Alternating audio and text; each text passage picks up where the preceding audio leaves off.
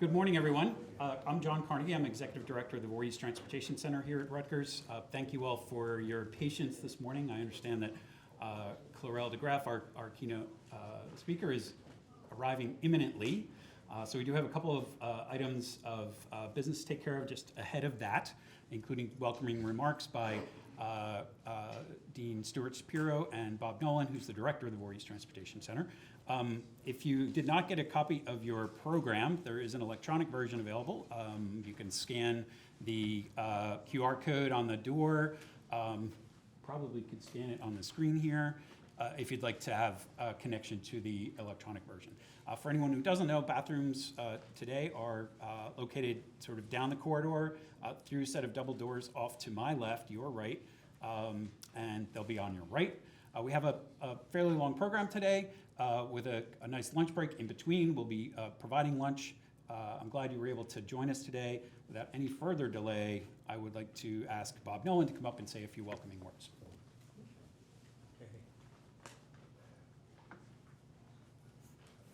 Thanks, John. So I'm going to be very quick. So I want to welcome everyone to our symposium. I am the director of the Voorhees Transportation Center, also a faculty member here at the school.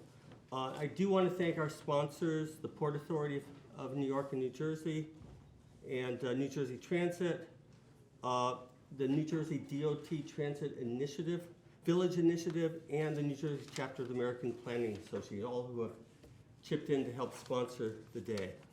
And also I definitely want to thank the staff from the Voorhees Transportation Center who made this possible, and also from the school who helped with the event organizing. So just a few words about our center. We were founded about 20 years ago.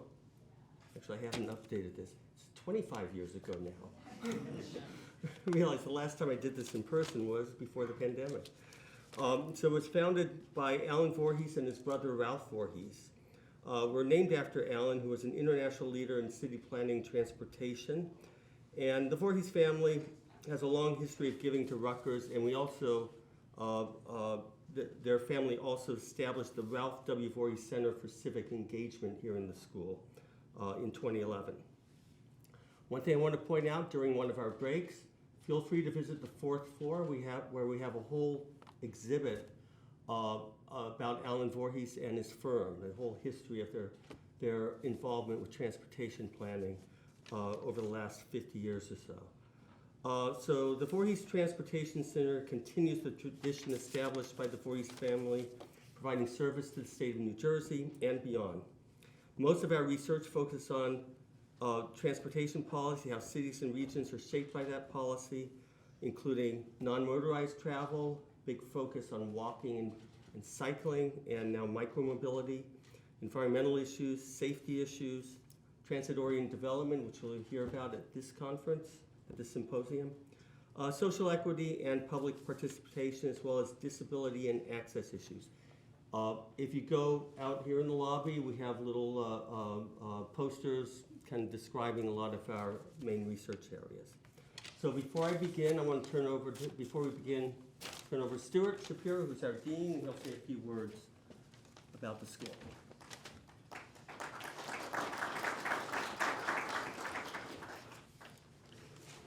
Thank you, Bob, and indeed I am the dean of the Edward J. Blaustein School of Planning and Public Policy here at Rutgers. Welcome to the Blaustein School and to the 2024 Transit-Oriented Development Symposium. Blaustein's mission is to create just, socially inclusive, environmentally sustainable, and healthy local, national, and global communities. Transportation lies at the intersection of these goals, and some of the most cutting-edge work done at the Blaustein School is in transportation planning and policy. Indeed, the Voorhees Transportation Center, along with the Heldrick Center for Workforce Development, are our two most active and successful research centers, and for that the school is very grateful. Transit-oriented development hits a few key parts of our mission here at Blaustein. If local communities are to be socially inclusive and they are to contribute to global environmental sustainability, how they interact with transportation is vital. But communities have preferences, and preferences about how they develop are among the most passionately held of these preferences. I know I spend way too much time on social media, and what gets my blood pressure going are stupid opinions about politics and insults to the New York Knicks and New York Yankees. But what gets most people really exercised are those debates on neighborhood social media pages about development, whether it's too much development, too little development, or the wrong kind of development. The debates get very passionate about these subjects. In order for transit-oriented development to have the impacts we hope for, particularly social inclusivity and environmental sustainability, it has to win and maintain social acceptance. Part of the title of your symposium today is Cultivating Community, and I'm thrilled to see this emphasis on the connection between conversations about development and about community. Also, transit-oriented development is a particularly New Jersey topic. As the Planning and Policy School at the flagship campus of the State University, this is exactly where these conversations should be happening. The work here also fits nicely with two pillars of the Rutgers University New Brunswick Academic Master Plan: scholarly leadership and community engagement. Another reason it's a great fit for here. Before I turn the stage back to Bob, let me thank a few folks. Some of them are going to echo Bob's thank yous. Our partners, the Port Authority and PATH, the New Jersey Department of Transportation, and New Jersey Transit. Thank you very much to our keynote speakers, our panelists today, and our moderators here at Rutgers. Let me give another shout out to VTC, particularly the New Jersey Transit-Oriented Development Project at VTC, and of course Bob, John, and Stephanie DiPetrillo for all the work they put in getting this together, and all the other staff members that really helped out. Bob, back to you. I think John. We're going to let John take over. So we are going to adjust our program just a little bit. Apparently, Clarelle is a little lost in New Brunswick. So supposedly in New Brunswick, which is great. But we're going to go a little bit out of order here to keep the program going. And we're going to start with our response panel to what Clarelle was going to be chatting about in terms of the context of PATH and the importance of PATH as a key piece of the transportation infrastructure here in New Jersey. The kind of the past, the present, and the future of PATH. So with that, my panel will have to be able on their feet to come up and carry the program for just a little bit. And then depending on the timing, we'll have Clarelle give her talk a little out of order. So the panel today is expected, the panel today will explore the topic of New Jersey PATH and economic development and the influence that PATH has had on community development in a number of communities in New Jersey, but focusing on Jersey City and Harrison. We're also going to hear a little bit from Duncan Kisia, who is the Deputy Planning Director at Port Authority, about some of the dramatic changes in ridership that have occurred on PATH and what those impacts might portend for the future. So the panel today will include, as I said, Duncan Kisia, who is the Director of Planning for the Port Authority. More detail about all of the speakers is included in the program. We have full bios there. Duncan will be followed by talk by Matthew Ward, who is with Jersey City, and Susan Gruhl from Gruhl and Hire and Gruhl, who have been consultant planners for the town of Harrison for many, many years. So I'm going to ask Duncan to come up. We're going to speed through Clarelle's slides because we put everything together to smooth these transitions, and I need to get to Duncan's here.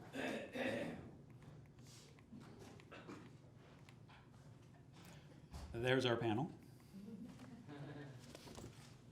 Duncan, advancing here. Forward and back. All right, thank you so much. No problem. Welcome, Duncan, to the podium.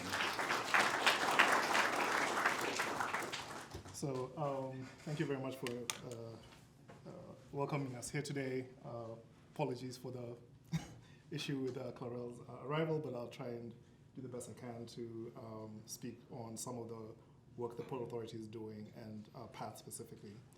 I only had a couple of slides, and a lot of this was predicated on the preceding slides, so I may have to do a bit of polish up at the top of my head here. So as John mentioned, I'm the Deputy Director of the Planning Department and Chief Economist, so I'm more of an economist than a planner. I just want to provide that, that caveat. So I have some dangerous knowledge about the planning process, but we do work closely with PATH and the planning folks to kind of get all our information together as we think about the current operations and the future. So one of the areas that I focus on is forecasting for the agency, and when we look at historical PATH ridership, this is on the blue trace here is the average weekday ridership on PATH going back to 2000, and you can see that the patterns here. There's the blip in early 2000, 2001, following the September 11th attacks, the closure of the World Trade Center station, which had some impact for an extended period of time. And then as you see the trends recovering, once the temporary station was constructed, PATH ridership took a couple of years to recover, and that helped us maybe initially think about how that would translate to the pandemic itself and how long those transitions would take. Again, these were in the fog of the analytical challenges of the pandemic. Those were the kind of assumptions we were trying to develop. But over the long term, you can see that there's a fairly close relationship between PATH ridership and employment in New York City. PATH is a commuter system, has been a commuter system, and the majority of its activity was driven, weekday activity in particular, was driven by commuting patterns.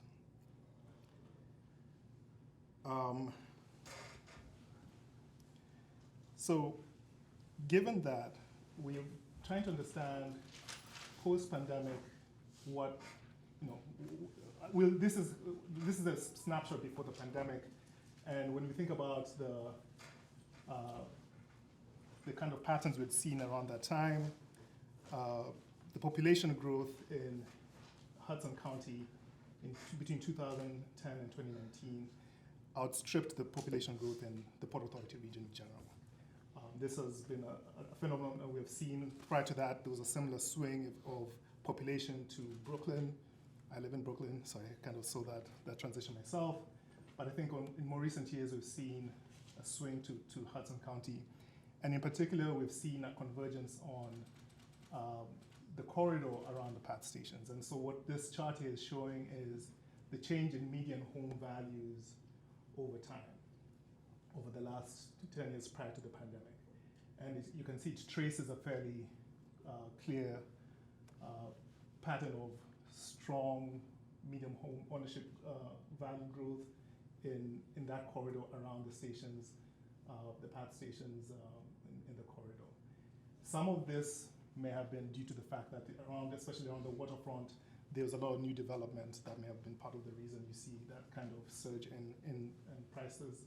But also some of that was just a demand to be close to the system. And that's one of the pressures that has affected PATH ridership, has driven PATH ridership, and also maybe sometimes poses a bit of a challenge to PATH as we think about accommodating the traffic volumes. But as we also think about these patterns, the other thing that emerges is, or in looking through some of the data, the types of households and workers that are locating around our system may have more closely been tied to the Lower Manhattan employment base, which is heavily focused on finance and tech. That may have had some implications for the kind of patterns that we've seen emerging post-pandemic. And I'll get to that in the next slide. So for some orientation, there's quite a few lines on here. The first thing you'll notice is The top line, the black trace up at the top, that's New York City employment. Following the pandemic, the region took the initial brunt of the pandemic. This was the epicenter of cases and COVID deaths. We also, from an economic standpoint, took another blow as a result of the lockdowns that happened on activity for domestic, for residents of the region. We also saw that international travel was halted, and as a destination city and a tourist attraction, leisure and hospitality industries were particularly impacted. That has been part of the reason why the recovery for New York City has lagged behind the rest of the nation. We finally got to the same levels of employment just about mid of last year. The country had already reached those levels a year before that. When we look at what does that mean in terms of ridership, going back to the previous slide, ordinarily this would have been the relationship that we should have seen with the ridership, but we know that that's not been the case. Transit across the country has been impacted by the pandemic. At the bottom of the trace there in the black dotted line is the estimates of office occupancy based on Castle data. Folks, some of you may have heard this. This has been in the news lately. This is one of the sources that's been debated about how accurate its information is. But as you can see, when we compare that with PATH AM peak ridership, which is a blue trace right above that, there's a very close correspondence. So that gives us some indication that this is a measure that closely tracks the level of commuting patterns in the region, and PATH peak AM ridership has been slightly above the office occupancy rates. One of the explanations for that may simply be just the fact that the Castle data is probably more heavily focused on remote capable industries such as finance, and PATH caters to a wider industry base than just those specific industries. But what we are also noticing over time, and this has been one of the things that we've been puzzling over, is the degree to which the midday, the yellow trace at 10 to 4 p.m. has actually recovered at a much faster pace relative to the rest of the AM peak. And this suggests to us that perhaps there's a different type of rider using the system. Those types of, the time of day is typically more heavily utilized by discretionary trips. If we had it on here, I didn't want to throw too many lines on the chart here. Tunnels and bridges, vehicular traffic on the crossings had already recovered to its pre-pandemic levels by a year later. And even though that coincided with the point in time where office occupancy was still at 10 or 15%. So there's been a change in the markets, and that's what we've been grappling with, is trying to understand who are these new users, what are the reasons that they're traveling, how do we provide for them. So what we're observing over time is a bit of a decoupling between the heavy commuting focus of PATH ridership and the other times of day that service needs to be available. And I think Clarelle may be speaking to some of those pieces in her remarks later. And that's all I have for this morning. Thank you. Duncan. Appreciate it. So Duncan's going to come back a little bit later. We'll do some Q&A. But Clarelle has arrived. Thank you so much for being here. So we'll have you come up and give your talk, and then we'll return to the panel. Okay, great. Thank you so much. Oh, let me get your slides where they need to be. Sorry. Okay. Go ahead. You can. That's why I like transit. So, and my GPS was like all over the place. So Clarelle's bio is in your program. I'm not going to pause any time here, if that's okay with you. But Clarelle is Director and General Manager of PATH. Thank you.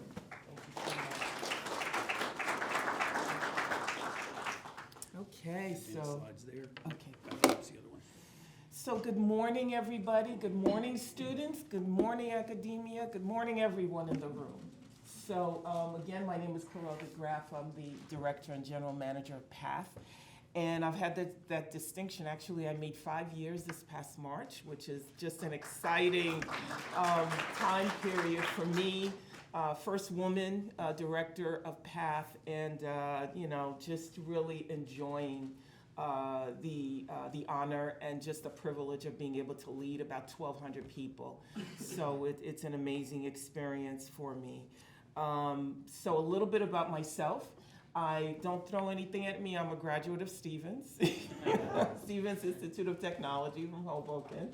And I have a degree in civil engineering and came on to Port Authority in right? We won't talk about the year. But I'm over 30 years with the Port Authority, spent many years in construction and project management, and actually spent about 7 years working on the rebuilding of the World Trade Center with some amazing professionals.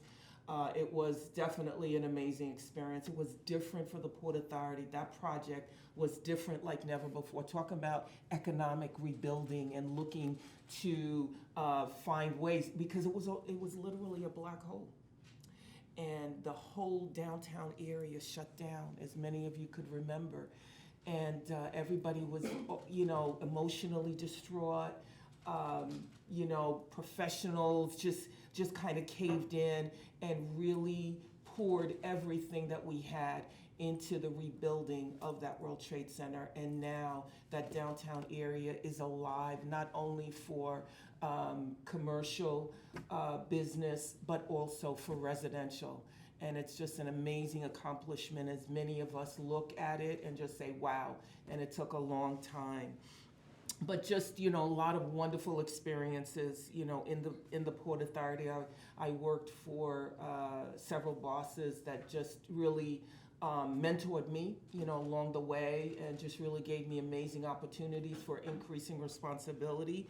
And then in 2014, I shifted from engineering and engineering-based or construction-based to more operations.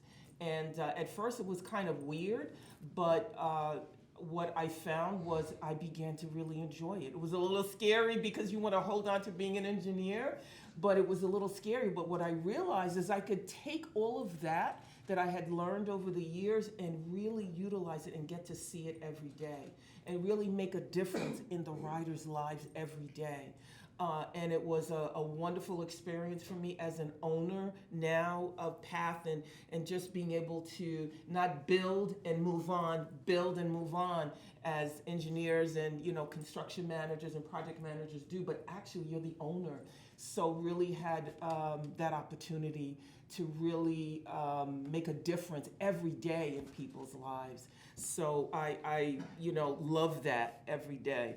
And actually in my notes, it says, it only gets crazier and more challenging and more exciting. That's code for stress, okay? That's just code word for more stressful, that it gets, every year. But it is an amazing experience, and I'm just nuts like that. I love it. I love the work. I love the responsibility. So a little bit about PATH. So PATH, how many of you have ever ridden PATH? Okay, great. So, all right, so I'm talking to my riders. I'm talking to my ridership. I'm sure you've got a lot of questions for me. So, but a little bit about us, about our history.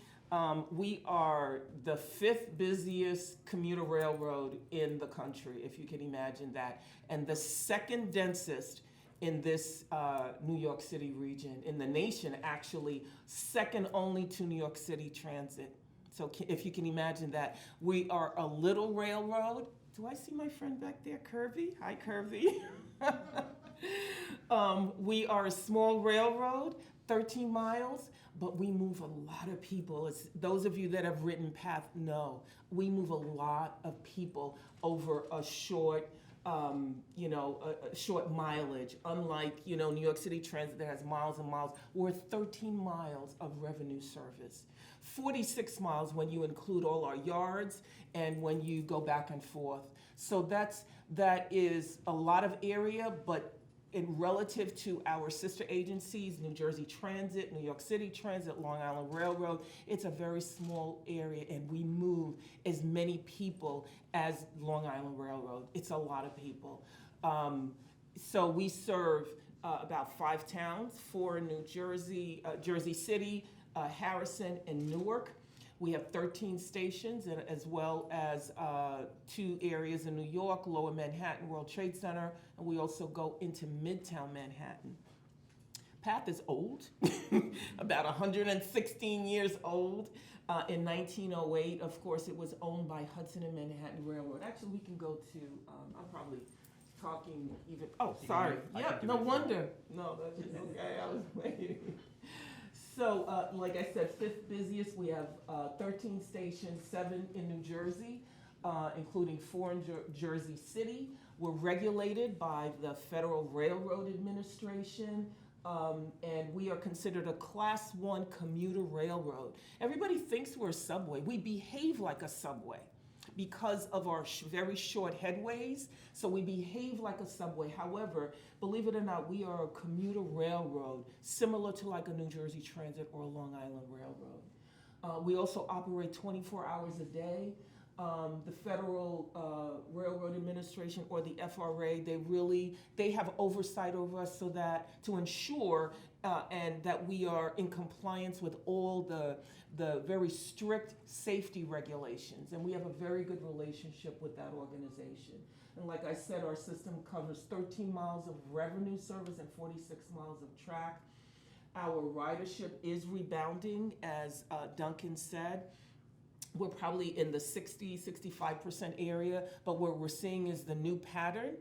Mondays and Fridays, people are just kind of like, let's see, am I going to work today or am I going to work remote, right? But Tuesdays, Wednesdays, and Thursdays, we're exceeding 200,000 customers on a daily basis, which is exciting for us as we see those numbers, rebounding. Back prior to COVID, we were doing close to 300,000, probably about 280,000. So again, we're slowly rebounding. And again, as Duncan said, our off-peak, which means our Saturdays and Sundays, they're like at 90, sometimes 100%. So people may not want to go to work, but they're going out, entertainment, they're going out to see family, which is a good thing. We love it. And again, it's exciting to see people back on the trains. I remember in COVID, our ridership had gone down. The lowest it had gone down was about 14,000 customers a day. So you can imagine going from over 200,000 to 14,000 a day. But our executive director, Rick Cotton, and chairman, Kevin O'Toole, they said, you keep running those trains. You keep that schedule, because we want to make sure there are essential workers that need to get to work, and we're going to provide that service for them, even if we're running empty trains. Every 10 minutes, we were running those trains. And it was a very scary time, I think, for all of us. So we wanted to make sure we were safe. Not only did we want to make sure we got our customers and our essential workers to their points of destination, but we wanted to make sure our workers stayed safe. So we did a lot of extra cleaning and masks and everything. So PATH, of course, as I said, began in 1908 as the Hudson and Manhattan Railroad. Port Authority acquired PATH in 1962. It was a deal between New York and New Jersey. It partnered with the World Trade Center. So New York got World Trade Center, New Jersey got, PATH. So it's a subsidiary, it's its own company, but it is a subsidiary supported wholly by Port Authority. And of course, in the first century, when Hudson and Manhattan began, of course, it saw ridership skyrocket. But then as vehicles started getting introduced, it was a sharp decline. And there is no railroad that, as I've done research, in the world that actually makes money. There is no except when they have real estate to be able to partner with that, to be able to counter that. And we are in the same position. We don't make money. Our fare box ratio is probably about in the 30%, very, very low. Of course, the Port Authority, Mother Panya really has to take over a lot of, those fees. So we went from private to public partnership during the 20th century, and Port Authority's commitment to major investment in PATH over the years continues. So what did we see? I'll tell you a little bit about some highlights in 2023 and 2024. We saw, those of you that have ridden PATH recently, saw the introduction of TAP, which is our new mobile device, enhanced turnstiles that allow you to use either your mobile watch, your mobile phone, your bank card that is enabled to be able to access. The adoption rate for our TAP system is very high. We just started in December, just this past December, first week in December, and we are already at probably about a 35% adoption rate. Only about a third of our stations, by the end of this month, all our stations will have at least one machine that's TAP enabled. So you can imagine we're already at about 30% of our customers are utilizing TAP. On the weekends, it's closer to 45-46% because, of course, during the weekend, we have a lot of one-time riders, people that are just riding the system for entertainment, for going shopping. So, of course, that is going to be visitors, travelers. So, of course, that adoption rate is going to be much, much higher. I remember traveling through, I think I was at World Trade Center, and I could tell they were visitors. They were talking to each other in a different language, and they were holding their credit card, and they were looking around, and they just looked incredulous. They said, how do I get in the system? How do I get in? And that's what we always had before, and it was really difficult and challenging to tell international travelers, like from London and other parts of the world, where this is a norm for them, and to be able to tell them, well, you actually have to buy a ticket. Thank you. That's probably my boss. You actually have to buy a ticket. So it is such a pleasure to be able to tell them. I was able to wave my hand and say, hi, I work for PATH. And I was so pleasant. It was such a pleasure to bring them over to the TAP machine. And they just had this big smile on their face and just said, thank you. So that was a very, very good experience. The other thing we did in 2023 is we started expanding capacity. So during COVID, we never stopped. We had plans to purchase additional cars. As I told you before, pre-COVID, we were bursting at the seams with close to over 300,000 passengers. So we had to find a way to increase capacity, but we're confined. Right, we're confined with our infrastructure, with a tunnel system that was built in 1908. So we had to think outside the box of ways. How do we increase capacity? One way we did that is on the Newark World Trade Center line. We run what's called 8-car consists. So when you think of a train, it's made up of 8 individual cars for the Newark World Trade Center line. On the uptown lines going into Midtown Manhattan, because of the limitation of the platforms, we have 7 cars that make up a train, and Kirby's gonna remember that, right? 7 cars that make up a train. So our highest ridership we found was on the Newark World Trade Center line pre-COVID. So we said what we're gonna do, we're gonna add a 9th car and have the potential for adding a 10th car, which meant that we had to do modifications at some of our stations because the entire length of the train would not berth at some of the stations. Some of them already had like 10-car lengths, but some of them only still had the 8-car. So we went ahead and purchased 72 additional cars so that we could include that 9th car. We also, you'll see that in another picture, so at a Grove Street station, also Exchange Place, we had to lengthen the platforms in order to berth the 9-car trains. Also in 2023, we started a new construction on a new Harrison Station head house. We actually opened it up earlier this year. It's called the Southwest Head House, and it has a lot of historic features. Harrison is one of the towns. It's by Red Bulls. Red Bull Stadium is there, and it's one of our towns that has really blossomed over the years. I remember when we were in school, I was at Stevens back in the 80s. I just remember a pizza place outside of like these small structures at Harrison. I remember the lines when there was any type of event, when Red Bull Stadium had, come on the scene and our new stations had not come on, the lines that would wrap around the block because our station entrances were so small. but no more. We have 3 new head houses at Harrison, which is an amazing, it's $250 million investment at that facility. So we talked about the 72 new cars. Ridership is bouncing back. We're about 65%, and we've got several new customer initiatives. And this is really just to show you just the growth over the past 20 years, 40 years in the communities that PATH serves. So of course we are close along the waterfront. So Hoboken, Jersey City. So along the waterfront where PATH serves, you can see the dense population at Harrison.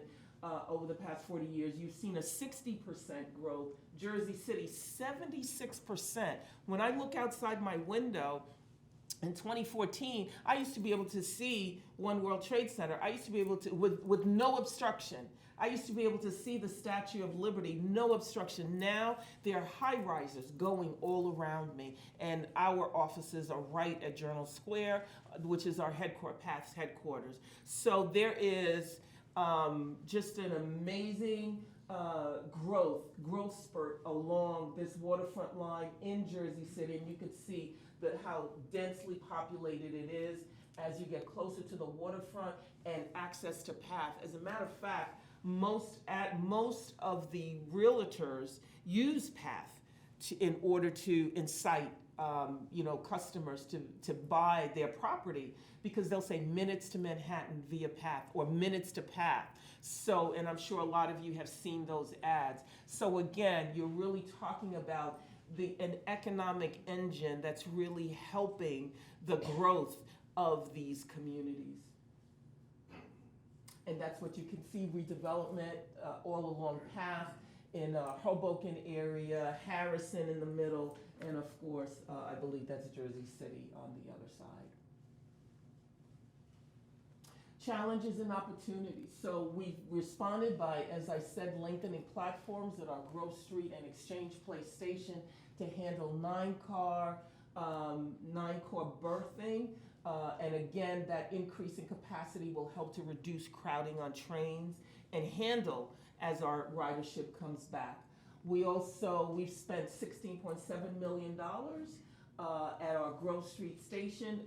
Grove Street was one of the stations that was damaged during Sandy. So again, new vertical circulation at Grove Street, new lighting, electrical systems, new station platforms, the tiling, that work is happening right now. Station rehabilitation continues at our Newport station, and with significant new work over the next 2 years. Vertical circulation also at Exchange Place, that was also damaged during Sandy, and hardening at these facilities, especially at Hoboken, right next to the water, right next to Warrington Plaza. So what we've done, there's an elevator, I don't know if you can remember the pictures of the water just pouring out of the elevator into Hoboken Station. We've hardened that elevator. It's got aquarium-like glass. So all of that was, again, partnering with the Federal Transportation Administration, the FTA. Their funding helped us to be able to harden our facilities. A lot of our electrical substations have been raised so that we can withstand another Superstorm Sandy-like storm, number one, and then number two, recover faster. Recover faster. So Journal Square, this is the headquarters for PATH.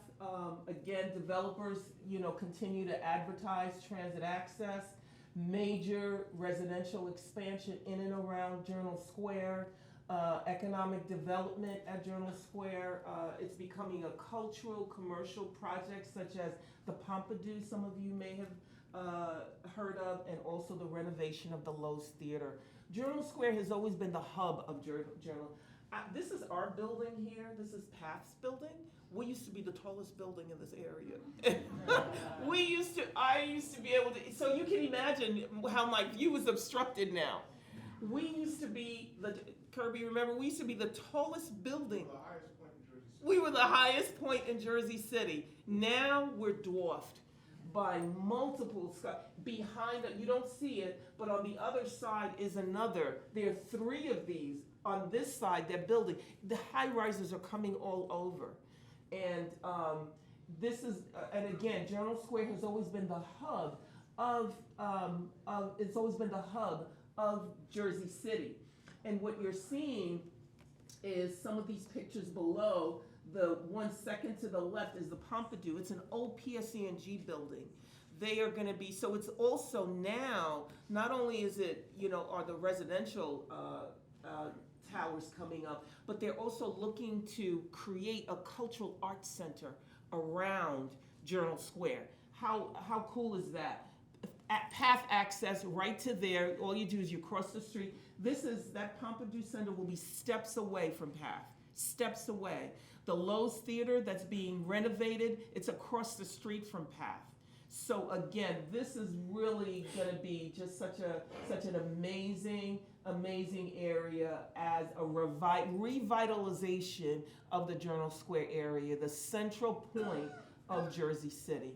Again, you can see all the property around it that is expanding and continuing to grow, all as a result of PATH. Again, PATH is at the central point, an economic driver for all the activity that is happening. And it's exciting for us to continue to partner with the city, with Jersey City. We have a very good relationship with Jersey City Planning, and just continue to talk with them as new projects come on board. They give us the opportunity to review drawings, work with the developers, just to comment and ensure that our facility is able to maintain its activities. Our riders are able to have free access into the station, and again, that dialogue continues. Oh, so it was just really to highlight the Lowe's Theater, the Pompidou, and another high-rise that's going on across the street.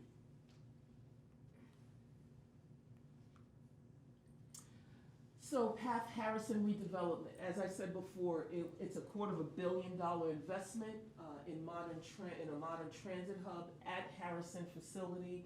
And again, back in the 80s, I just remember a pizza place in a strip mall that was at Harrison. Today, it is just booming with activity, residential towers, Red Bull Stadium that is behind us. Again, we work very closely with Red Bull Stadium. When they have an event, especially on weekends, summer nights, a lot of times we're doing construction. We work with them as we know their events are coming to change our schedule around.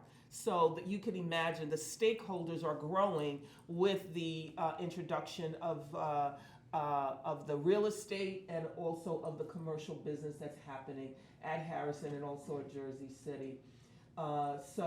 This is just the stages of how we have advanced each one of the head houses in Harrison.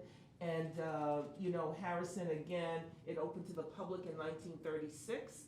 And it really was limited to 8 train car sets because it's on the Newark World Trade Center line. Today, it can handle up to 10 cars. So again, that's a future project.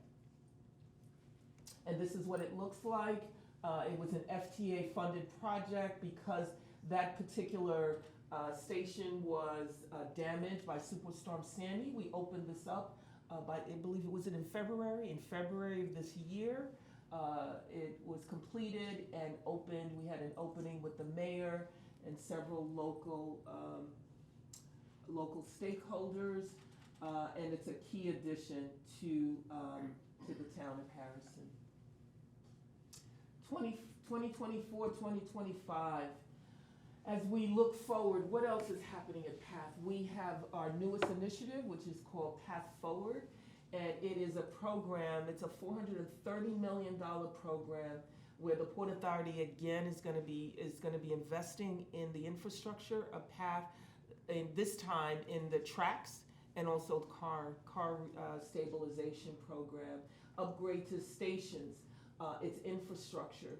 So track replacement throughout the system, especially out west meaning between Journal Square and Harrison. We call it in the Kearney area. It's kind of like where the water is. A lot of times you don't see it, but you may see people just working out on we single track, so it may disrupt you in terms of longer headways, but this is work that is essential for the future of PATH in order for us to be able to run faster trains. One of the things we have to do, we've got to make sure it's safe. That's number one, right? Safety first, that our trains can run at a faster speed. And that means this $430 million program is important to stabilize, to make sure our tracks are in a state of good repair. Also, the cars, making sure that they are brought up also up to a state of good repair. We also have our Grove Street Station Rehabilitation Program that I shared with you, Newport, Hoboken. We have a new track repair replacement. It's called an interlocking, which allows trains to come in and out into Hoboken. And again, rehabilitation of the PATH fleet. So again, it's a $430 million investment in PATH. A 116-year-old system needs a lot of work over the years, because again, the numbers of people and the number of people that rely on us to really get them into the city, back and forth to work, get them to their loved ones. So it's as important for us every day to make sure that we're reliable for you. We don't hit the mark every day. We don't do it well every day, but we try. You know, we've got 1,200 people that are working as hard as they can in order to keep PATH reliable for everyone. And thank you. Did that work with? I don't know if there are questions. Yeah, we have a little bit of time for questions for Clarelle. Yeah, I actually have two questions. I'm a former resident of Harrison, New Jersey, so I really saw the development that was going on. How the area changed a lot thanks to PATH and Red Bull Stadium. I do have two questions. Are there plans for expansion of PATH specifically for the Harrison train station that was abandoned, I believe, in the 80s? I think in 1952 there was a fire. They used to go all the way to Lackawanna, like in Pennsylvania, eastern Pennsylvania. But are there plans not to expand all the way there, but like to Passaic and other parts of New Jersey, which would help connectivity to the rest of the state? Because if you're like in Harrison, it's kind of hard to get anywhere else except for Newark, into New York. I mean, that's a really good question. I would have to tell you in my years, right, in PATH, I have not seen any plans for that westward expansion as you're talking about. I did for a time work on the Path to Newark project, and they talked about that, right? We tried to identify, well, how does that happen? So there's a lot of things to consider. Ridership, how do you do that? What about New Jersey Transit? So there's a lot of conversation really that needs to happen, I think, at the governor's level in order to really understand where do you take that. But I can tell you right now, I haven't heard any conversation about that. Sorry. About a westward expansion. Okay. Kirby? I was just going to ask, I know that there's improvements. Are there going to be any PATH improvements for Journal Square itself, the station? That's a good question. That's So, quite old. yeah, it is. You're absolutely right. Pretty obsolete. Very obsolete. And I'll tell you, just before COVID, we did put out what we call an RFEI, request for expressions of interest for the redevelopment of Journal Square. And we did get, I believe, 4 responders. We were in conversation with them as COVID hit. And so after we came out of COVID, I would probably want to say 2021 timeframe, we did want to reopen that conversation because of the fact with the ridership increasing, that plaza, I shouldn't even say the plaza, the rotunda, as I'm sure you're familiar with, our vertical circulation definitely needs to be upgraded in order to meet, our forecasted demand. So keep your eye out if you are a developer. That is something that is on my list of things to really focus on, but that area definitely, Journal Square, that area definitely is, it's prime for that. Is there any proposed improvements for the track underneath Journal Square? That's kind of like a mess. We need it because of the store, a couple of things. Right. We need places, because we've got actually a yard underneath Journal Square. It's like its own yard. Our ability to store 9-car, we have no ability to store 9-car trains in that yard. We call it the A yard. So as a result, it causes us logistical, hiccups. If there's a problem with a train, we've got to actually pull that train all the way out to like the West Side Bridge and then bring it back. So we are looking at, can we acquire any additional property, maybe from Conrail? I don't know if you know anybody in Conrail, and look for ways to be able to spread out, because it's like spaghetti, but we need additional property in order to be able to expand. So if you have any ideas, I'm all ears. So. Kirby? How is congestion pricing being evaluated relative to this, including the fact that there's major development that's happening in Jersey City, significant development that's happening in Newark, and the surrounding areas, which sometimes we don't take consideration of. There are thousands of apartment buildings going up in the surrounding areas outside of Newark. How are we going to accommodate? Yeah, good question. I'm glad Duncan came right back in the room. Duncan and I have been working very closely together. Duncan and Mary Kay Murphy have really been leading the effort regarding congestion pricing, June 30th. That's what I understand, right? That's when it's going to hit. So that's a great question, Kirby. So it is going to impact PATH. So Duncan and I, we've been working together as well as with the leadership in the agency to understand what that impact is going to be. So Duncan and he can share with you a little bit more, even maybe later, talk about, what he sees on the, what his modeling expert has told him. But in the numbers that we have received, we see the greatest impact on weekends, Kirby, not so much on the midweek. Because we believe, or the assumption is that the people that drive to work, the people in the weekdays, they're going to continue doing that. They're going to probably look for some type of waiver. That's a separate conversation. Well, that's a whole nother conversation. But it's the people on weekends, and that's where we're seeing the hit. And as a result, we're going to have to look for how we can increase service, as a result of that, in order, again, so that the customer continues to have a good experience on top of all the work, as you said, that we are embarking on, the path forward, all the track work. It is very complicated, and we've spent months and months. Actually, we've got like 3 or 4 meetings a week to talk about, how all that additional service is going to sit on top of the work that has to happen out west. So, so it's a lot of conversation coming up. So you're right, it's a huge impact, but we're trying to work on it and see how we can continue to provide that reliable service for our customers. Hello, thank you very much for your remarks. I'm interested in, as the Port Authority and PATH are governed by 2 states, how has that impacted your kind of community engagement and development efforts? Specifically, I know a lot of the projects have fostered a lot of development in New Jersey, and how do the different stakeholders play into that? We have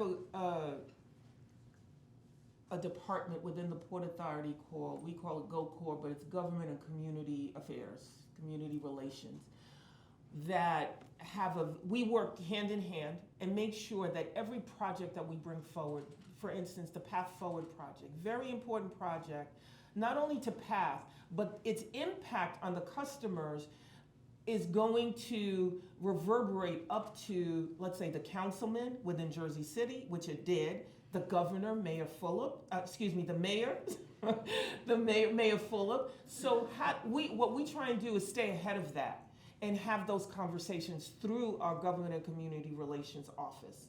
We do the same thing on the New York side. If there's for instance, when there was a lot of activity with migrants being bused to various areas, Journal Square was one. We had to keep in very close contact with our New York stakeholders through, again, our Government and Community Relations Office in terms of what was happening, where were they coming in, how do we treat them? And we had to be very sensitive to that aspect. So we have a department. So while I'm busy running the railroad and at Journal Square, we also have a bus facility. We have a department within the Port Authority that keeps its hands on that, government relation. That really helps us to understand the sensitivities and when we need to stay ahead of things and give a heads up to our local officials. Because that partnership is vital. It's vital, very important for us. And we've been, fortunate to be able to stay ahead of that and keep that dialogue open, over the years. I hope that answered your question. Okay. I'm just going to throw out a thought. Thank you for keeping the system running. Obviously, every railroad that runs 24/7 deals with complexities of maintenance of way, infinitely more complex.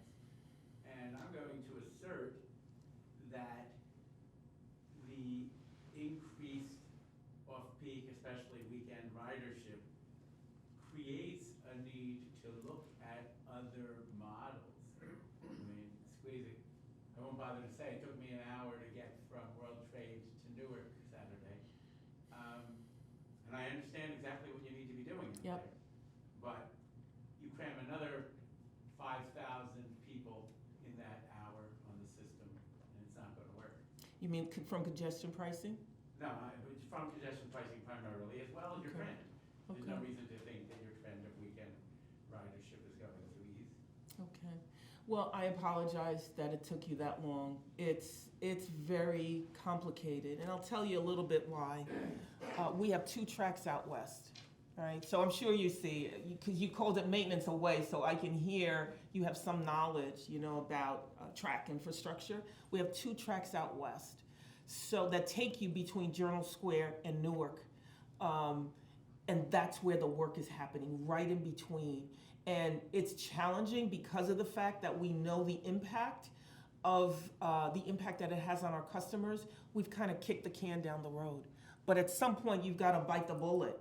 And it's all crashing in on us and saying, you got to do this now, because as ridership is increasing, you can't continue decreasing your runtime. And in order to do that, we've kind of like bifurcated the line. So between Journal Square and Newark, there's like a 40-minute headway, which is hard, but we know the ridership between Newark and Journal Square is not as high as from Journal Square to World Trade Center. So it's a 20-minute headway between Journal Square and World Trade Center. And it's hard, but we try and use social media to let our customers know, plan additional time for your trip on the weekends. Here's what's happening. We're also looking to put a 5-month look ahead of the work that's happening, what the schedules are gonna look like. Again, we think it's a lot of work. We have to do it. And the only thing we could do is inform our customer and give you the power, right? Make sure you're empowered to make decisions about the time of travel, when you leave, and should I stay on New Jersey Transit? Rather than, get off and, you know what I mean? We're looking to empower you with as much decision so that you can make that choice. But the work has to happen for the safety of all our customers and for improved service down the road. And I wasn't complaining. No, I know, that's okay. Through what happens elsewhere in the world, Yeah, what are some of the best practices in the 21st century yeah. for 24-hour passenger rail Yeah. operations? The other thing too is you have to remember other passenger railroads around the world have much larger real estate. That's why I made a point of saying we've got 2 tracks. For instance, New York City Transit, sometimes it's invisible, their track work, because their network of tracks, they can move the A line to the B line. We can't. We've got 2 tracks going out west. So in order to do that, if we're working on 1 track, that means the other track that's active, we're single tracking. And again, safety first. With that headway, you've got to, 1 train's coming this way, you got to wait, 20 minutes, to making sure there's no head on. and then, you know, that same train comes back. So, I'm sorry. Oh, no. Okay. All right, thank you so much, Clarelle. You're welcome. Great talk. Thank you.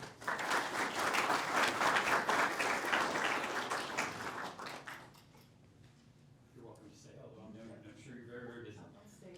All right, so we're gonna now return to the panel, and we've already heard from Duncan, so we're going to move on to, I think Matt's up next, right? Oh, you're going the wrong way. Oh, sorry about that. There we go. Matt Ward from the city of Jersey City.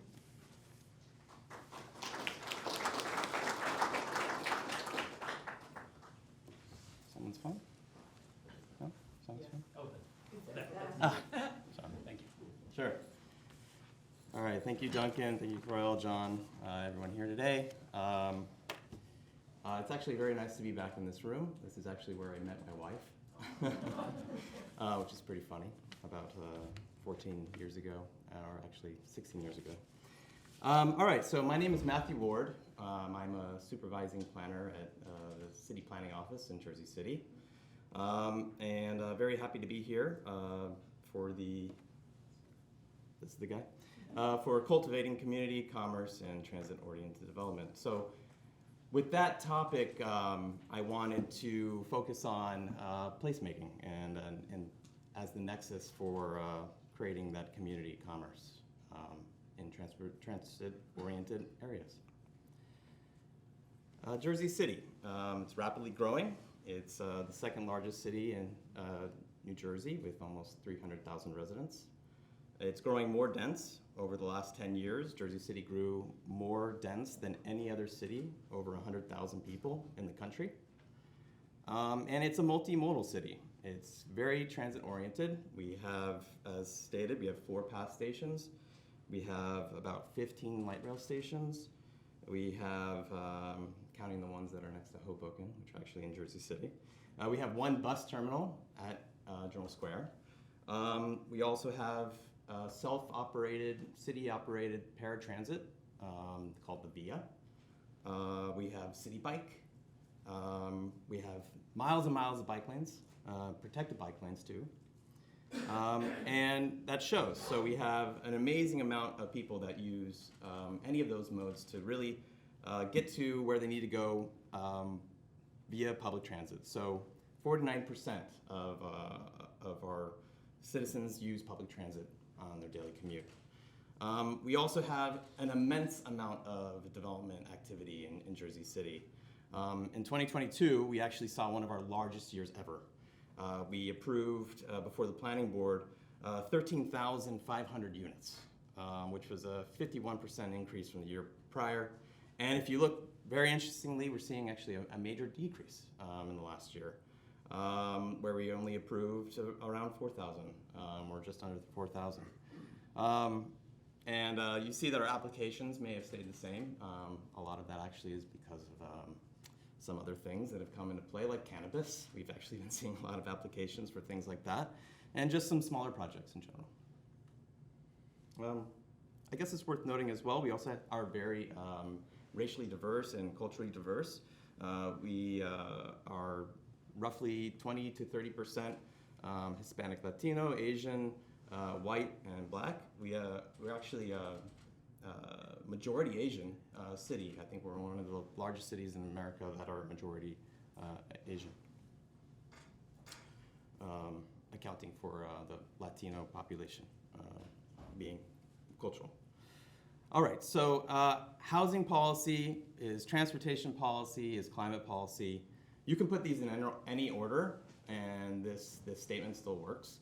But this is kind of the mantra that myself, as a professional, lives by. And I think a lot of the colleagues that I have in Jersey City as well. This is some of the keys and goals and objectives from our last master plan done in 2021. And this phrase, to me, is everything. Me, in the city planning office, I mostly work in land use, but we have this nexus and this relationship with the transportation folks the mobility folks at Jersey City, as well as the Commerce Department as well. We are divided but separate, but we all work together and make Jersey City as best as possible. And so in between these areas, when in the nexus of these ideas, these policies, is where there's opportunity for us to collaborate on placemaking. And that's what I see as being the kind of the return back to today's focus. Jersey City. So we have, as I was talking about, many modes of transportation that serve our folks. We have VIA up in there in the right-hand corner. We have protected bike lanes. We partnered with PATH to get a private or secure bike parking facility in the lower left there. It's called Unipod. It's free, it's just paid through advertising. We got City Bike, and we love our public spaces, and we need to use often our streets to become our public spaces, and we're going to be focusing on that a little bit today. If you don't know Jersey City's past, this is what it used to look like. So almost the size of Hoboken was rail along our waterfront. In the circle in that right-hand corner, that's Pavonia Newport PATH Station. So the original TOD was this: industry, breaking a bulk, getting things from the mainland continent to the Isle of Manhattan. We were the garage for Manhattan. We were the back door. We were the service corridor for the restaurant, where everything came in and left. There again is another aerial of this shot. And again, Newport Pavonia PATH Station. And today, we have Hoboken Terminal, Newport, the Holland Tunnel, again, some more Newport, on all these spurs and yards of these old rail lines. Also highlighted there are Hamilton Park Historic District and our Harsmith Cove Historic District, which is separated by the 6th Street embankment, which we hope will become Jersey City's type of High Line. And that was our history, right? And in about 1962, that started crumbling, and we saw less service. We saw less of a need for rail transit and break of bulk at our waterfront. This is Christopher Columbus Drive, at the time known as Railroad Ave. And we were pulled back this trestle system at that time. And the head house, actually, the access point for the Grove Street path was actually under this trestle at one point. And when the rail kind of disappeared and became obsolete, Jersey City was left, again, with this hole that was almost the size of Hoboken along its waterfront, a major asset now, not that back door, not that break of bulk point for what we needed it before. So in 1977 was a major kind of break point that I would say, looking back at our development history. It's when we developed the Northern Waterfront Plan, which became two plans. It became the Newport redevelopment plan and then the Harsmith Cove Station redevelopment plan. And it laid the groundwork for a whole new grid, a whole new land use regime that was centered around this access to transit. We looked at that Newport PATH Station. We looked at the access to the Hoboken Terminal and Exchange Place, which was a little bit further to the bottom of the map. Is that the later? Okay. So here's a nice picture of Newport looking at Manhattan. All the rail is gone. This is 1985, about 8 years after this plan was adopted. And nothing is there. It is empty. We had to put in infrastructure, roads, sewage, separated sewers actually in some of these areas up by the waterfront while most of our cities combined. And over time, a new downtown where one didn't exist was built. This is in 2010. Newport in the foreground, and you see the Goldman Sachs over there by the year tag in the top left. And behind them, maybe the Newport Mall, which is a low-slung kind of building, and then our historic districts beyond. And so one of our assets, and it's always been an asset, is really the Grove Street PATH station. Grove Street has been a node for downtown for a very long time. It's served as a retail node because whereas we saw a lot of developments along the waterfront have plenty of retail, Grove Street has always had this sort of critical mass where cultural events could locate, and all the density that was perhaps being built along the waterfront would still kind of coalesce around this area. And so in 2012, we saw like the success that we had at Grove Street Plaza, where we would hold events, farmers markets, shows, certain fairs and things throughout the year for different groups, and we looked at how we could expand upon that. And so this is where we look at all the density that we're building, and we say, okay, what resources do we have to give back to this new community that we're bringing in, or these new people that we're bringing in, as well as serve the people that have been there for years. And so instead of dedicating all this space to roads for vehicles, we said, well, this should be given back to the residents. And so in a process of several years, we looked at this I'll call it three-block area of Newark Ave, and taking the success that we saw at the Grove Street PATH station and expanding that in the form of a pedestrian mall. And so these have been fraught in many places, but the density here supports it. And you can look at many examples in other countries that would tell you that this could be supported.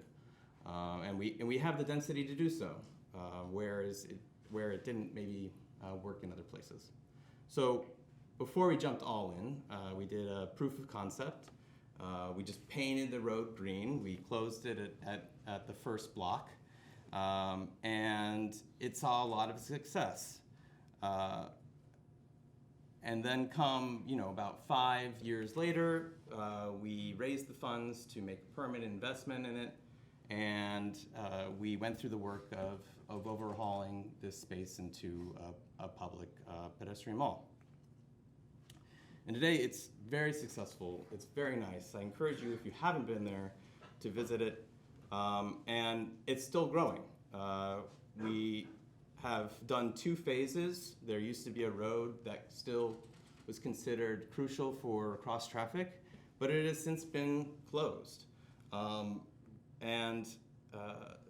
This is where we're actually going to be not only just having a public mall, but actually putting in a true park where we have amenities for families and different users of passive and recreational.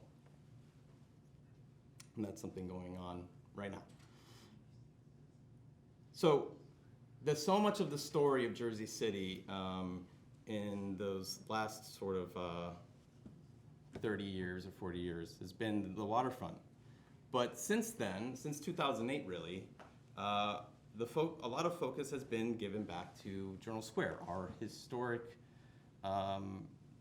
manufactured really downtown. Or CBD, our central business district, because of the soot and the grime and the grease and the coal that was downtown. This was in an area where the the miasma of all of that wasn't around. This is where you could get away from all of that, up on the top of the hill, right? So Journal Square was created. We made a boulevard that was this which is part of the Lincoln Highway, which is this winding Sunday drive type of road that comes straight through Journal Square. This is the old PATH station here, kind of in the foreground. Highlighted with the pink arrow is the Lowe's, just as a point of reference in some of the slides to come. This is in 1964 with a 1973 rendering of the PATH station we all know today. All right, slightly different view, but you still see the Lowe's there for reference with the pink arrow. And highlighted are, in green, are some plazas and future public spaces coming. In blue, we have some of the PATH facilities, as well as some of our other cultural and governmental facilities highlighted. And what I wanted to kind of move to was this focus on Journal Square. So one of the things that when I think about TOD that I find really interesting is this white walk shed, or this transit shed.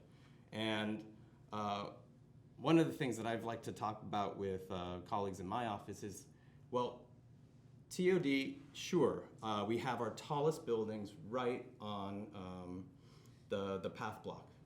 We have maybe some of the most aggressive zoning in the whole country. At one time, we didn't even have a height limit here. It was set by the Federal Aviation Administration. And we have about an FAR of like 26, if that's a concept that rings true in your spatial brain. But when I think about TOD, I think about like a grocery store. Where do you put the things that you need most? And when we're thinking about cultivating community and commerce, you put them at the edge. You want someone to come into the front door, which in this case we're going to say is PATH. And if you put the dairy aisle at the far extreme edge of that walk shed, you're gonna create a trip chain of all the businesses along that way. You're gonna improve that neighborhood immensely. So for us, I want to create not only density, yes, on PATH, which entirely makes sense, but I also want it to be at the periphery. It shouldn't be just one. It should be both. So one of the projects that I wanted to highlight for this talk today was our recent work on Bergen Avenue, all right? In 2018, Bergen Avenue, this is a major road. It's actually one of the historic roads in this area. Before Kennedy Boulevard was built, Bergen Avenue was the main road up north and south. It's on the ridge line of the peninsula of Jersey City, Bayonne. And this is a before condition. You see the PATH building right smack dab in the center. Please keep your eye on that. To go back to Clarelle's discussion about her view. Keep your eye on that in some of these photos up ahead. But so this is a one lane each way. Actually, two lanes each way. Sorry, I forgot already. Parking, and we're serving loads and loads of buses that are going to the bus terminal at Journal Square, as well as jitneys, and this was a major corridor that was nicer feeling, frankly, than Kennedy Boulevard, which is our main county road. So in 2018, we started the work to consider a cycle track here. If you're not familiar with what a cycle track is, it's a two-way protected bike lane. And the road width of that necessitated that kind of design. So we did a quick build and ran some surveys on people, built it out really quick, closed it down with coordination with NJ Transit and our bus riders, and saw how it worked. In 2019, we saw the success of the quick build, and we made the protected cycle track. So we were effectively pulling out all the growth that we were seeing at Journal Square PATH and trying to pull it out to an area about a mile south called McGinley Square, which was another kind of retail, historic retail node with commercial further south, now bordering one of our latest historic districts called West Bergen East Lincoln Park Historic District. So there's a little aerial of a back box, the cycle track on that eastern side of the street, and you see some of the buffer in that aerial image about the parking that we were able to make, and we added some turning lanes. We further refined it with some protected elements like planters. And we saw a huge increase in our riders. We saw almost 200% of daily riders increase and a 35% increase in the bike share trips between stations in McGinley Square area and Journal Square. So a major success. And we were like, well, what now? We have this great connection now from McGinley Square to Journal Square. Right in the center, though, was our historic center of the city, Bergen Township, the Township of Bergen. Back in 1660, the Township of Bergen was established. And right along Bergen Avenue and Academy Street was this square that was completely and utterly forgotten. In 2 of the 4 corners, we actually had parking on an angle. On 2 other corners, one was a school where we actually had it pedestrianized, and another we actually did have it pedestrianized, which was next to our Hudson County Community College facility. And so with this new cycle track, we were like, well, we should really focus on making this space in between McGinley Square and Journal Square much nicer. It's not only our historic center, our original colony center, but it now has this cycle track, which is bringing so many more people through. And the community really got behind this. They created what's called the Bergen Square Day, which they've been holding since 2017. This image actually is 2022, though. And you see a building going up. You no longer see Clarelle's building. You see 3 towers in the back and a crane. And the community really wanted us to invest in Bergen Square. And with the investment of the cycle track and all the development we were seeing in Journal Square, we of course said, yes, it deserves it, obviously.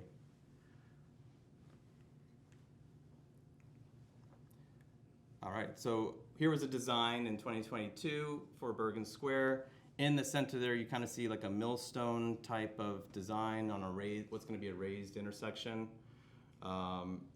We have that's actually where the well was in that settlement. And we have a raised bus island for passengers to get on that bus. And we expand the protections and landscaping for that cycle track.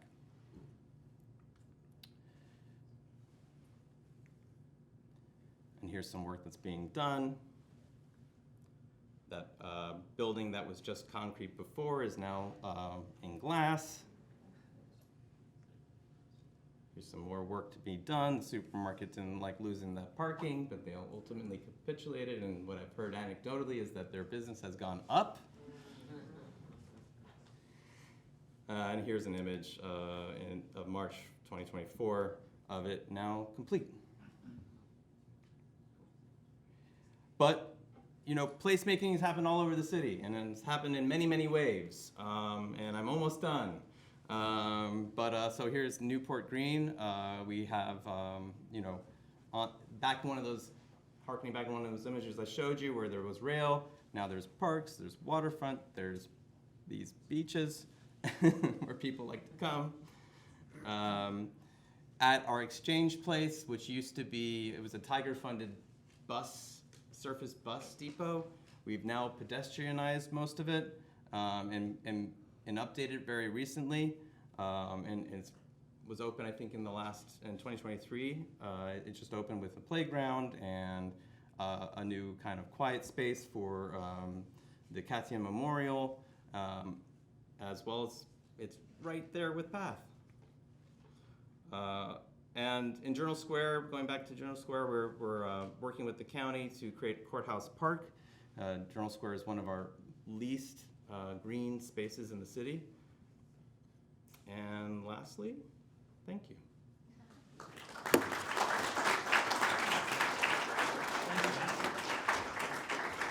Excellent job. So we have one last speaker. Susan Gruhl is going to come up and tell us the story of Harrison, and then everyone will join us back at the table for Q&A after that. Do you want me to run these, or you're going to do it? No, as long as I can figure out. That button right That's there. the button. Yep. Got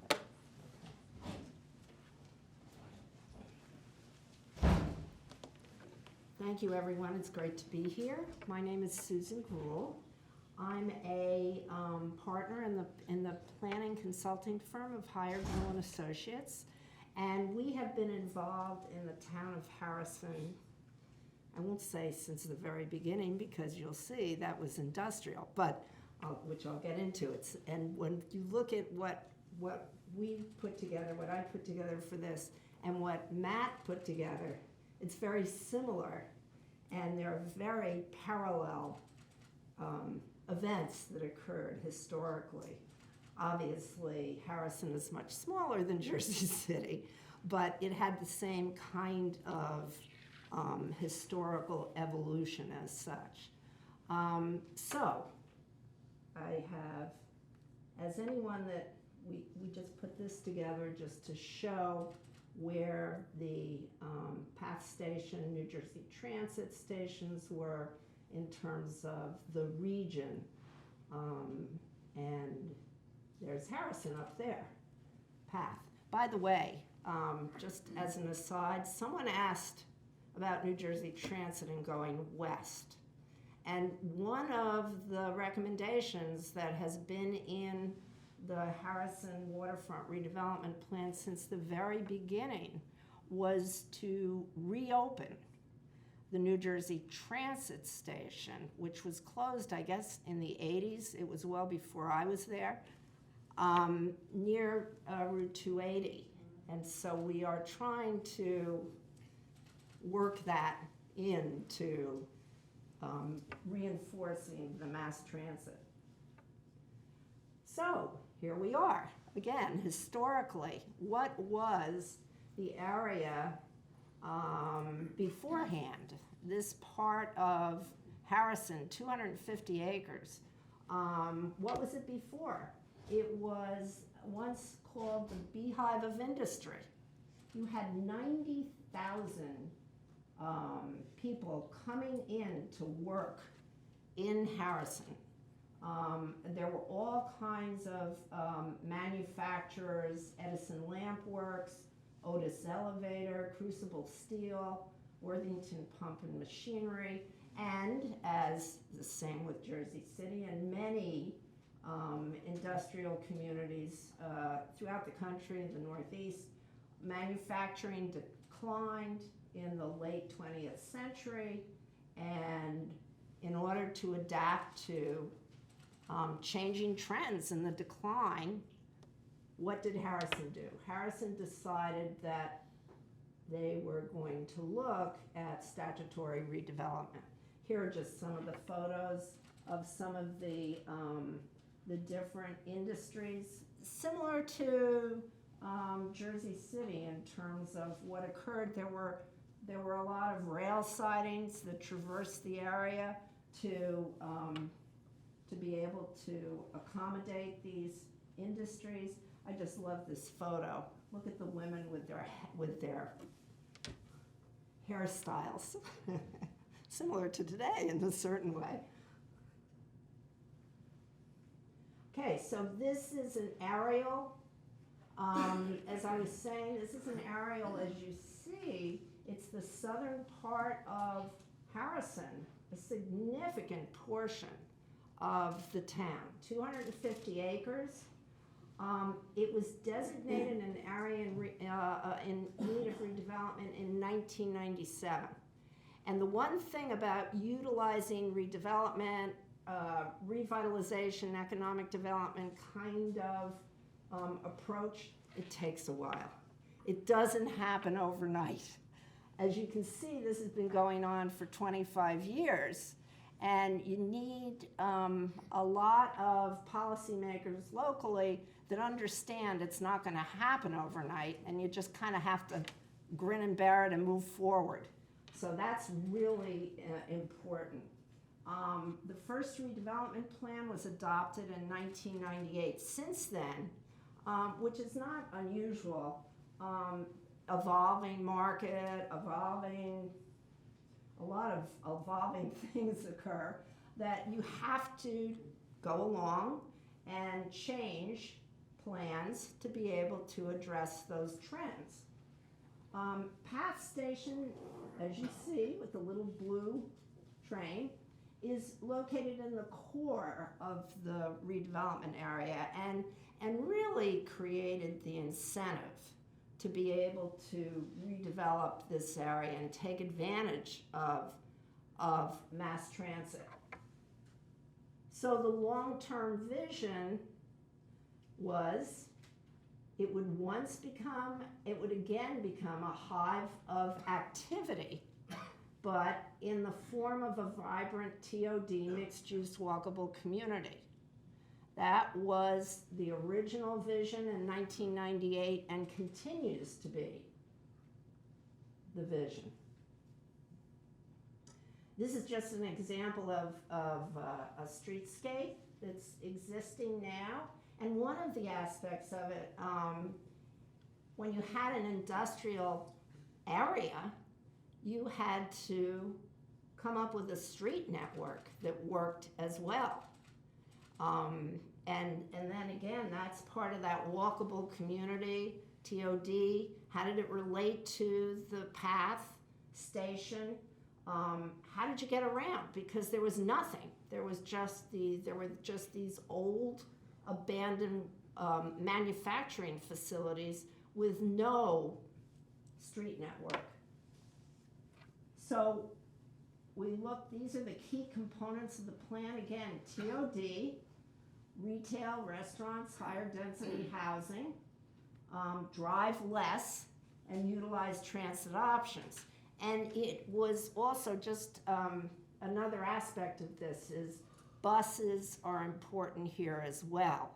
And there's been an attempt to integrate the bus network, New Jersey Transit, with PATH, and making sure that the local trips can drop people off at the PATH station in order to get to their jobs as well.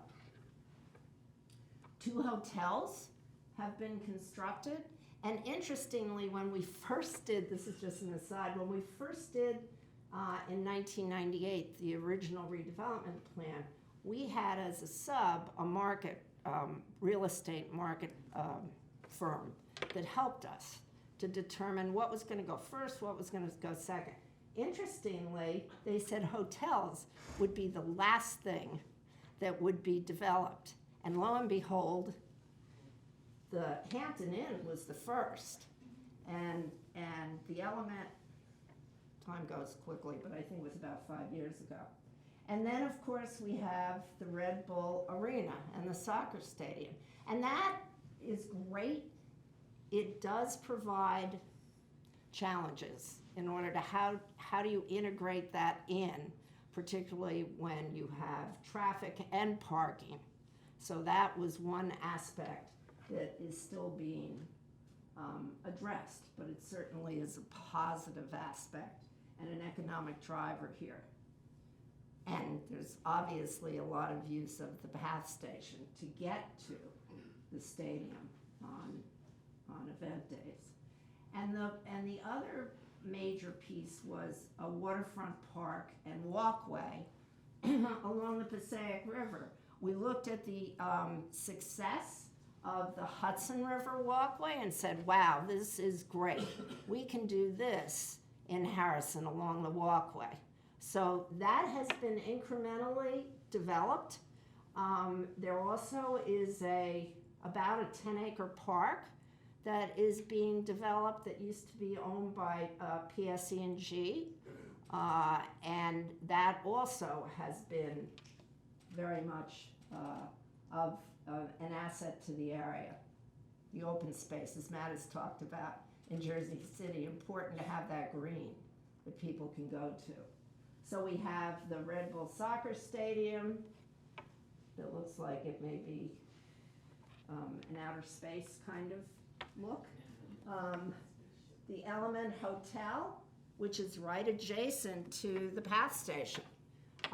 It's done very well and definitely an economic driver. Again, planners love photos. You know, photos are worth 1,000 words. These are just some of the buildings that have been developed with outdoor space. This one I love, with the stadium in the background and down the street. This is another development along one of the main corridors that has a median with green, obviously, with vegetation in the middle. And then, obviously, as we've talked about, PATH Station, it's the center of the redevelopment area. It was always a key piece to the original vision. A significant, it's not as many as, or percentage-wise, not as much as Jersey City, but it's fairly significant. Over 31% of the Harrison residents commute to work via public transportation, most of which is PATH. And interesting in comparison to New Jersey as a whole, it's only 9%. So it clearly has been very successful in taking people out of their cars and putting them on mass transit. Ridership, as you've heard from all the speakers, has increased. The average 2023 weekday rate is about 5,600 riders per day. There's been over a 20% increase just from 22 to 23. It's only a 25-minute train ride to the World Trade Center. That's amazing in terms of, obviously, it's a major asset. And as we've talked about, Port Authority has dedicated over $240 million for the upgrades for the station. If anybody had ever, and I don't have a photo of it, I should have, the old PATH station, it was quite the event experience. I think everybody felt once they got out of there, they needed to Lysol themselves because, right? It was bad. And now, there are all kinds of upgrades. I'm not going to go through all of that, but it's wonderful. It's a wonderful upgrade, as you can see. It's great. And there are a lot of bikers that come to the PATH station from their residence.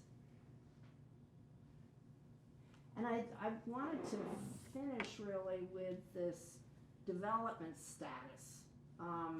Again, as I explained, we had to first lay out a street network that made sense, that was walkable, that it had pedestrian scale blocks, and then how did have everything move forward with. You see the PATH station right smack in the middle. You see this here is the stadium, the Red Bull Stadium, and you see that there has been a tremendous amount of development, but still there is an opportunity for much more. The triangular piece there is owned by PSE&G. That's where there were those big tanks that they imploded. And now they're cleaning up the site. And obviously, in the case of Jersey City and Harrison, one of the challenges is the environmental cleanup.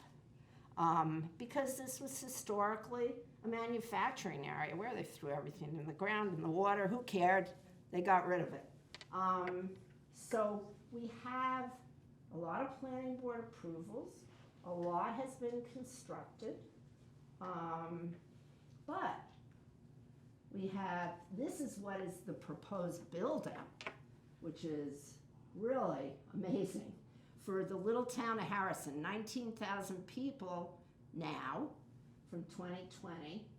We expect 12,000 more residential units, commercial retail, 1 million square feet. A lot of that would go, is anticipated to go on the PSE&G site once it is remediated completely. Hotel, another hotel would be nice, 700 rooms. Office, 3 million square feet, and conference center, close to 10,000 square feet. It is clearly mixed use. There's clearly greater opportunities in the future. And we believe that it is really an example and a model, as Jersey City is too, of a TOD that really is working. But one of the key assets in both instances is the PATH. And that really creates that opportunity for connection. So thank you very much. Appreciate it. Susan, you can actually stay up here, and I'm going to invite Duncan and Matt back up for some Q&A. We had planned a little bit of a moderated discussion today that I would help to facilitate, but since we're have only about 15 minutes left, I want to open it up to the audience first, and then depending on how that goes, I'll ask my questions last. So at this point, does anyone have any questions for Duncan, Matt, or Susan? Did you get it? Did they turn on? Yep, red light, red light. Did you get a red light? Let me see. Okay. Yep, all good. Questions? I'll start with Miles again. I have one question for Matt, and then I'm going to ask one question for Susan. Specifically for the, I believe it's called Liberty Harbor, the RV park, right? There's like a small canal, and then there's Liberty State Park. Are there any plans for redevelopment there? I mean, it's a huge swath of land that's just used for RV parking. I feel like as a planner that could be used for, that could have better use. I don't know if there's any plans that Jersey City has for that space. Yeah, so that's actually in an area we call Liberty Harbor North, which was a redevelopment area that was adopted back in 2001 with Andres Duwani and actually Tony Nelson, which most people in this room should probably know. And so the RV park is there for as long as it wishes to be there, but there's significant development capacity at that location. And then my second question now is for Susan. I used to live in Harrison. Does the waterfront redevelopment plan specifically call out for the development for supermarket? Currently, there are no full-service supermarkets in Harrison. The closest one is Whole Foods in Newark, and then the ShopRite in I think it's Kearney or technically East Newark, and that shopping plaza there. And then you talked about mixed uses, but I feel like with the online of say 12,000 residential units in Harrison, we might need a grocery store. So I wondered if the waterfront redevelopment plan specifically called that out. It doesn't specifically call that out, but it clearly is promoting that, and it is a challenge. The problem is, the challenge is getting the retail and the large scale, like what you're talking about, and getting the non-residential for a number of reasons. The market everybody leaves. One of the things that the good news and the bad news is people commute and they leave the town during the day. And so there isn't a core of people that are there. But we're working on that, and we're working on trying to get office, or non-traditional office, whatever, so that people will stay in the community as well as commute. But also, I absolutely agree with you that there is a need for a supermarket and the town agrees with that. In the back, Greg? Hi, I have a question for Matt. Just as a first thing, the bike lane down Bergen Avenue is amazing. I love it, and I was maybe 10% of the increase of the ridership over that. I wanted to say that Bergen Square is a great opportunity, but my question is about the elementary school. One of the biggest problems that I experienced on that bike lane was loading and unloading, where the school buses would park in the bike lane, or would force students to cross, and they would close the bike lane and redirect bikes into the traffic. What's the like loading, unloading plan for the elementary school? Yeah, that's difficult. I'll have to bring that back to our transportation team, but oftentimes the difficulty of buses, school buses particularly, is that they always have to exit off of one particular side. And being on that side of the street, the options are limited. I think that there was a hardening of some of that loading area. Yeah, I saw that in the. Yeah. So I think that some of those considerations were observed, and we're trying to control for that. But I am not entirely sure where that puts the bus drop off. They're through lot, so they go all the way to the back.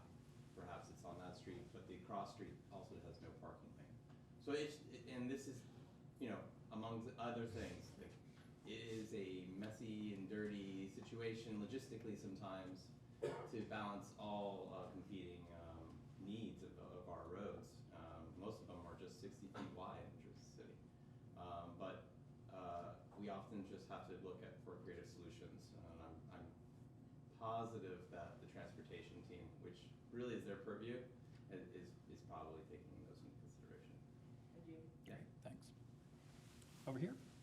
Hi, my name is Gene Angelis. I'm a student at Edward J. Blaustein. I have a question for Susan regarding the land use and redevelopment plan in relation to the congestion pricing. I'm a resident in Essex County, like West Essex County, where the suburbs are, and personally my family is planning on commuting to Harrison to take the PATH. And I was just wondering, what is your plan to accommodate the commuters going to Harrison to commute to Manhattan or the city? Excellent question. And that has been an issue from the very beginning of the plan. There were, at the very beginning as well, there were these surface lots. And, everybody said, oh my gosh, here's an opportunity for development using surface lots. And the other piece to that is not only the commuters that come in, which is great, but also we have the issue of the stadium, good news, bad news. People drive in for that stadium. So on those days when you've got the events, that's another piece.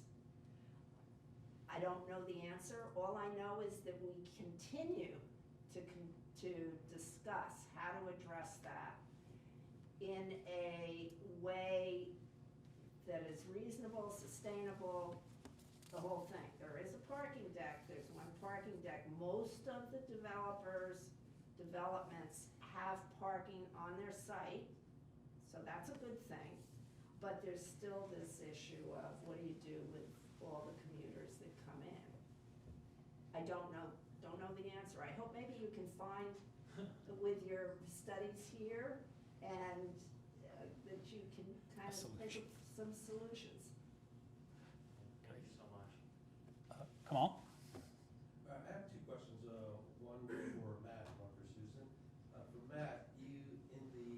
description of the Bergen Square, those properties or those portions of those properties were owned by someone before, correct? Or were they owned by the city to remake it into a square? No, so it always had that strange dimension. It was that's how it was originally platted, with those little that expansion back from 60 feet almost to about like 100. So it was owned by this? Yeah, it was always a right of way, Oh. and so those little surface parking areas were right of way that were made into parking, that were mostly just the people that worked there most of the time, feeding the meters, or if the meter was broken, surprise, surprise, they would just stay there. So it was public parking areas or something? Yeah, it was. Most of them? Okay. I didn't know if they were owned by those. No. Properties that were adjacent to it. Okay, and the question I have for Susan is about you mentioned the redevelopment and your build out. Do you have a percentage of it being complete, or do you have a time frame of when you expect it to be totally completed? Oh, boy. The answer is never. Yeah, the answer is never. There is clearly, it's still very much interest in redeveloping some of those sites, clearly. When the build out will occur, I mean, there's so many external factors. I mean, look at what's happened with COVID and Sandy and all these different, and cleanup, PSE&G. Not sure they say that that's going to be cleaned up within the next week, within the next year or two, and then maybe. Are they on the hook for all the cleanup? Because I mean, Yes. it's a pretty big mess there. Yes, they have a lot of their sites that they have to clean up. And that street network, have you, what was the emphasis of creating that network? Like, how did you